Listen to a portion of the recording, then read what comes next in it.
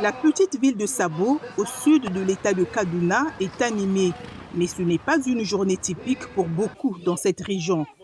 À quelques kilomètres du centre, ces écoliers sont unis par un ennemi commun, le conflit armé.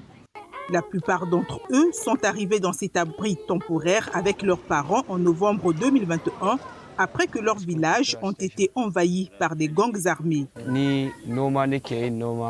Nous étions des agriculteurs avant que ces gens ne viennent nous attaquer. Ils ont brûlé toutes nos maisons, nos fermes, nos moyens de subsistance et l'école que fréquentaient nos enfants. Ils ont tout rasé. Cette situation a contraint plus de 600 écoles du nord du Nigeria, y compris dans l'état de Kaduna, à fermer leurs portes.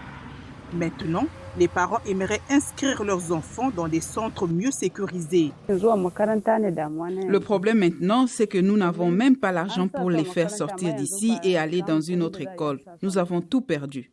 Ce mois de septembre, l'Organisation des Nations Unies pour l'éducation, la science et la culture, l'UNESCO, signale que plus de 20 millions d'enfants nigérians ne sont pas scolarisés, soit une hausse de près de 2 millions d'enfants par rapport à un décompte similaire en mai. Les autorités nigérianes contestent ces chiffres, avançant que la situation s'est améliorée et que le gouvernement a dépensé beaucoup pour l'éducation. Les autorités ajoutent également que les estimations de l'UNESCO ne tiennent pas compte du nombre d'enfants fréquentant des écoles non conventionnelles dans le nord du pays. Mais le chef de la fédération Read and Earn, Lire et Gagner de l'UNESCO au Nigeria, rappelle que de nombreux facteurs contribuent à ces chiffres élevés. C'est une situation complexe. L'insurrection peut en faire partie. Deuxièmement, le décès de leurs parents ou tuteurs responsables des frais de scolarité.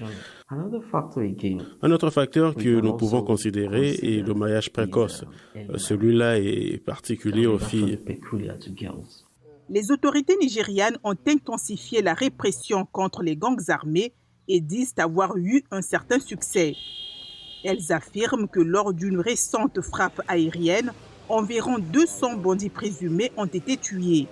Mais tant que persiste l'insécurité, la menace demeurera et maintiendra probablement les écoles fermées.